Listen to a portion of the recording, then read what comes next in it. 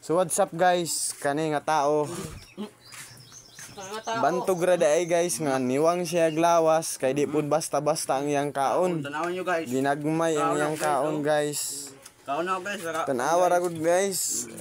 Di pud basa-basa guys. bilib ko ani nga tao. Bilib ko ani nga tao. Isang pud ka bandihadong kanon. Dili manghagad do. Kayo ng matigas. Na di manghagad. Kana nga tao di Santos manghagad. yan. Hindi ko yan nagaling Santos. Ito po ang ano po, ano na po siya ng record na pinakamalakas kumain sa buong mundo. Ito po ang bata ng Barangay Ladgadan. Nanalo kagabi ng 1M na kilos ng bigas. Redmark, Lima, Bando. What's up guys? Kalamlam. Lam.